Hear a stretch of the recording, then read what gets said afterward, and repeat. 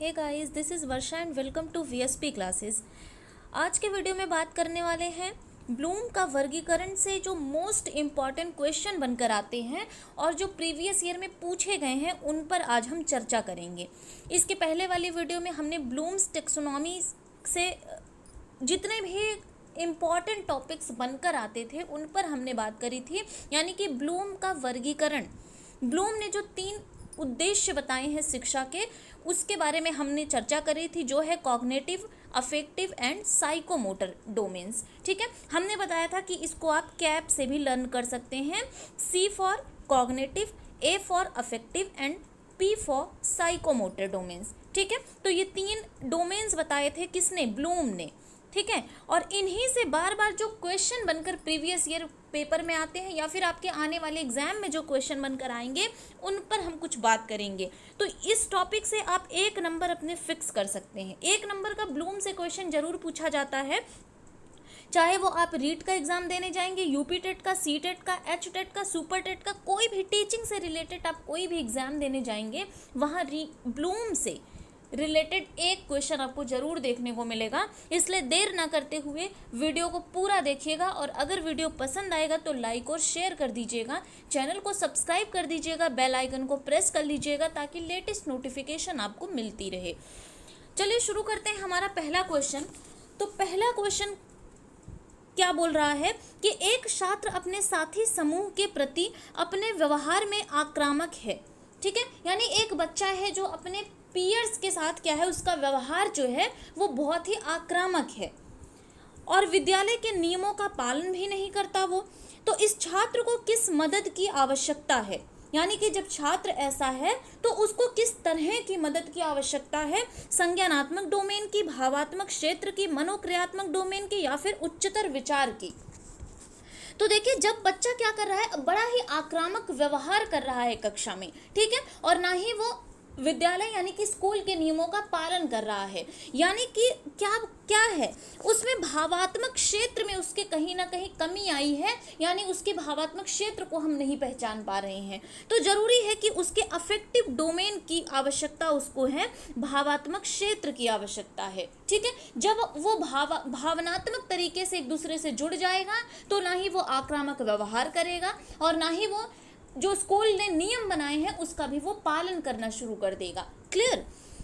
चलिए next question पे चलते हैं। व्यवहार का करना पक्ष किसके अंतर्गत आता है? ठीक है, करना पक्ष की बात करी जा रही है, ये किसके अंतर्गत आता है आपको ये बताना है। देखिए, हमने बताया था कि ब्लूम्स टेक्सोनॉमी में सबसे ज़्यादा क्वेश्चन जो बनकर आते हैं वो कॉग्निटिव डोमेन से पूछे जाते हैं, यानी कि संज्ञानात्मक उद्देश्य से जो क्वेश्चन ज़्यादातर उससे पूछे जाते हैं, लेकिन बाकी दोनों भी इंपॉर्टेंट है, ऐसा नहीं है कि हमें उसे स्किप कर देना है। ठीक है, तो देखिए, व्यवहार का करना पक्ष किसके अंतर्गत आता है? सीखने के गति क्षेत्र, सीखने के भावात्मक क्षेत्र, सीखने के क्रियात्मक क्षेत्र, या फिर सीखने के मनोवैज्ञानिक क्षेत्र।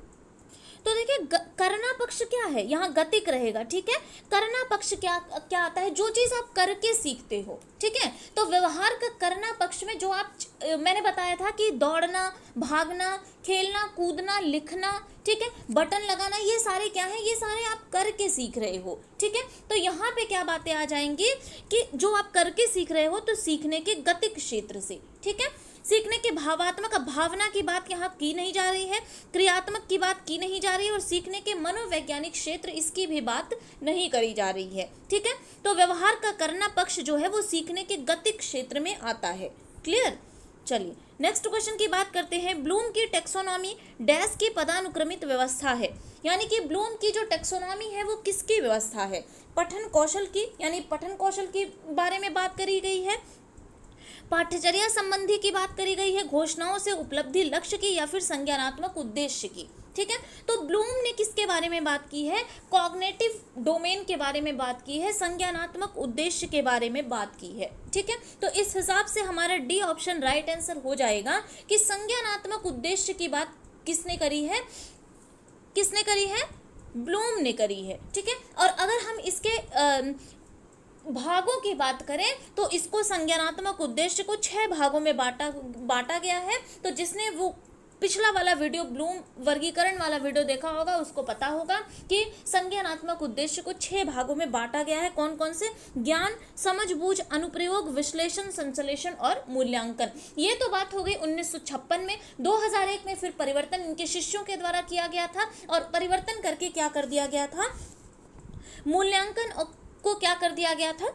नीचे वाले नंबर पे सेट कर दिया गया था। ठीक है, चलिए।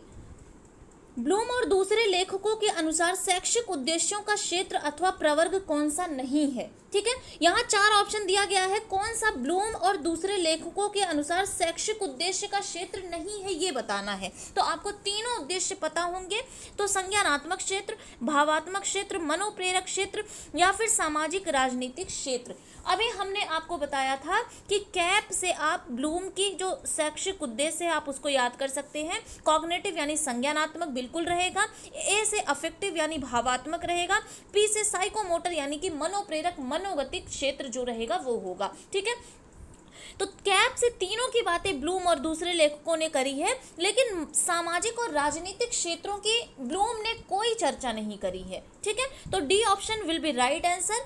तीनों की बात करी गई है कहाँ? ब्लूम टेक्सोनॉमी में। ठीक है, चलिए नेक्स्ट क्वेश्चन पे चलते हैं। संज्ञानात्मक क्षेत्र का 1956 के अनुसार उच्चतम स्तर कौन सा है? मोस्ट इंपॉर्टेंट क्वेश्चन, क्योंकि देखिए यहाँ पे आपको क्लियर कर दिया गया है कि आपको किसके अनुसार बताना है, 1956 के अनुसार बताना है। ठीक है, अगर यही क्वेश्चन पूछ लिया जाता 2001 के अनुसार तो शायद इसका आंसर कुछ और होता। ठीक है, तो जब हमें क्वेश्चन में ही दे दिया गया है कि 1956 के अनुसार हमें बताना है कि संज्ञानात्मक यानी कि कॉग्निटिव डोमेन का जो उच्चतम स्तर है, हाई लेवल है, वो कौन सा है? व्यापक है, विश्लेषण है, मूल्यांकन है या फिर संश्लेषण है। ठीक है, तो मैंने आपको ओल्ड वर्जन और न्यू वर्जन करके जब मैंने थियरी पढ़ाई थी तो मैंने आपको वहाँ पे बताया था।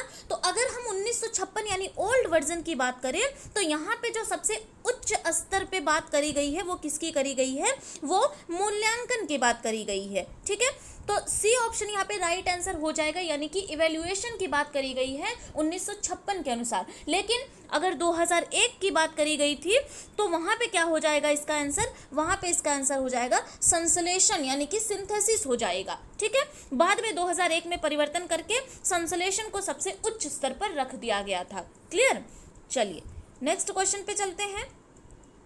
उच्चतर प्राथमिक चरण में विज्ञान पढ़ाने का निम्न में से कौन सा मुख्य उद्देश्य है? यानी कि आपको विज्ञान पढ़ाना है तो इसमें सबसे मुख्य उद्देश्य क्या है? कहाँ किसको पढ़ाना है? 6 to 8 के बच्चों को, यानी कि उच्चतर प्राथमिक चरण में।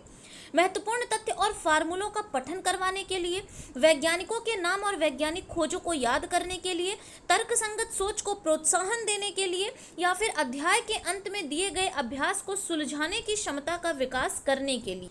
तो देखिए साइंस की बात करी जा रही है कि साइंस को पढ़ाने का जो एक उद्देश्य है वो क्या है। ठीक है, तो यहाँ पे देखिए साइंस में होता क्या है कि टू प्रमोट रेशनल थिंकिंग। ठीक है, यानी कि साइंस में एक से अधिक सोच के बच्चे होंगे, वो अपना अपना तर्क अपना अपना मत देंगे।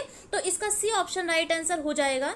सॉरी, तर्क संगत सोच को प्रोत्साहन देना, यानी कि हर एक बच्चे की जो तर्क करने की जो क्षमता है, उनकी सोच क्या है, उसको प्रमोट करना ही क्या है, साइंस पढ़ाना, इसलिए इसका उद्देश्य माना जाता है। ठीक है, चलिए नेक्स्ट क्वेश्चन पे चलते हैं। चिंतन मुख्यतः होती है, ठीक है, चिंतन कहाँ होती है? भावात्मक आचरण में, मनोवैज्ञानिक तथ्य में, मनोगत्यात्मक तथ्य में या फिर संज्ञानात्मक क्रिया में। ठीक है, तो देखिए जब मैंने थियरी पढ़ाई थी तो उसमें मैंने बताया था कि यहाँ पे जो चिंतन होता है वो कहाँ पे होता है। देखिए चिंतन क्या होता है? चिंतन मानसिक क्षमताओं से संबंधित होता है। ठीक है, तो जब मानसिक क्षमताओं से संबंधित चिंतन हो जाता है तो यहाँ हो जाएगी संज्ञानात्मक क्रिया, यानी कि संज्ञानात्मक कॉग्निटिव डोमेन की बात यहाँ की गई है। जो आपकी चिंतन होती है ये मुख्यतः इसी से संबंधित होती है। क्लियर? चलिए नेक्स्ट क्वेश्चन की बात करते हैं। बच्चे को भावी जीवन के लिए तैयार करने की शिक्षा उद्देश्य है कि बच्चे को इसमें तैयार करना है, यानी कि किस में तैयार करना है? बच्चे को भावी जीवन के लिए तैयार करने का क्या उद्देश्य है? किस में बच्चे को तैयार करना है? योग्य व्यवस्थाओं में, सुखमय वैवाहिक जीवन में, भावी जीवन में सभी प्रकार के संकटों और स्थितियों का सामना करने में, या फिर अध्ययन का कोई व्यवहारिक पाठ्यक्रम तैयार करने में। ठीक है, तो देखिए, हमें भावी जीवन के लिए हम बच्चों को क्यों तैयार करते हैं, इसका शिक्षा का उद्देश्य देने का एकमात्र तरीका यही है कि बच्चे के जो भविष्य में अगर वो आगे जा रहा है तो उसके सामने जो भी संकट यानी कि जो भी सिचुएशन आए, जो भी इमरजेंसीज आए, उनको वो कंट्रोल कर ले जाए, फेस कर पाए उनको।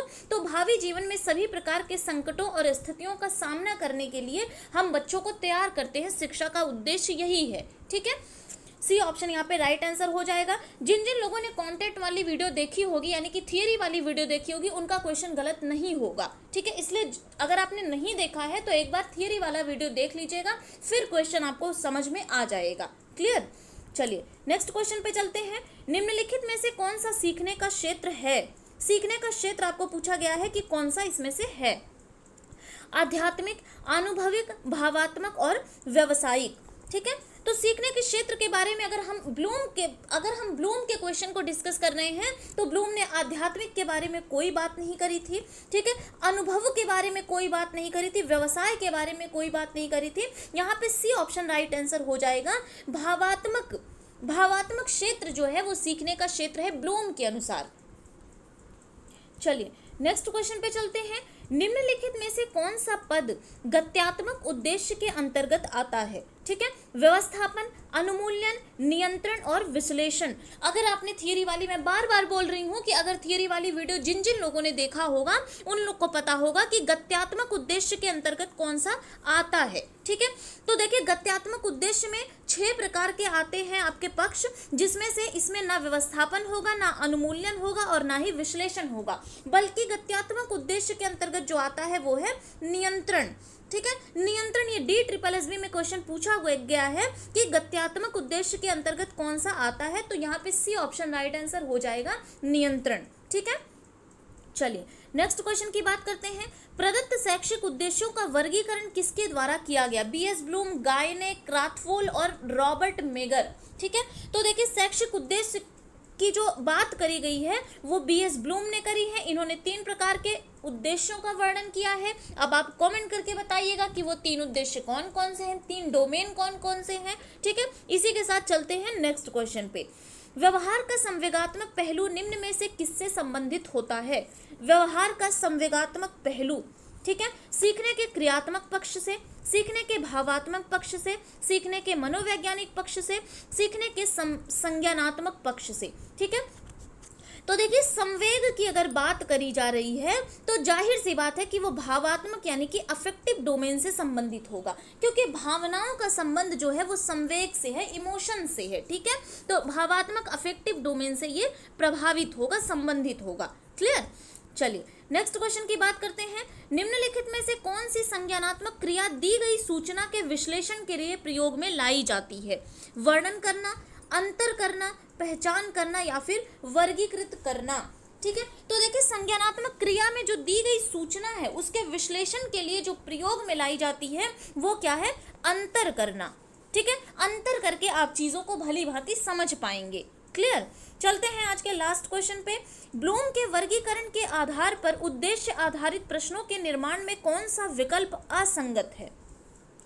ठीक है, उद्देश्य आधारित प्रश्नों के निर्माण में अगर कोई विकल्प है जो गलत है, कौन सा है? आत्मानुभूति, विश्लेषण, मूल्यांकन और अनुप्रयोग। तो ब्लूम के वर्गीकरण के बारे में अगर 6 भागों में जिनको बांट दिया गया था उसमें क्या बातें करी गई है? विश्लेषण की बात भी करी गई है, मूल्यांकन की बात भी करी गई है, अनुप्रयोग की बात भी करी गई है, लेकिन आत्मानुभूति की कोई बात नहीं करी गई है। और यहाँ कौन सा विकल्प असंगत है यानी कि गलत है?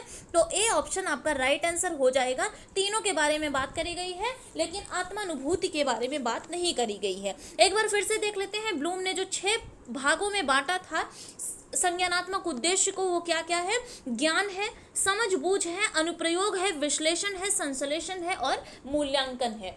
ठीक है, इन 6 भागों पर चर्चा करी थी BS ब्लूम ने। तो ये थे BS ब्लूम यानी कि ब्लूम ने जो वर्गीकरण दिया था ब्लूम के टेक्सोनॉमी से मोस्ट इंपॉर्टेंट क्वेश्चन जो कि प्रीवियस ईयर में पूछे गए हैं और आगे पूछे जाने की बहुत अधिक संभावना है। तो अगर वीडियो आपको पसंद आया होगा तो लाइक और शेयर कर दीजिएगा, चैनल को सब्सक्राइब कर दीजिएगा, बेल आइकन को प्रेस कर लीजिएगा ताकि लेटेस्ट नोटिफिकेशन आपको मिलती रहे। Thank you.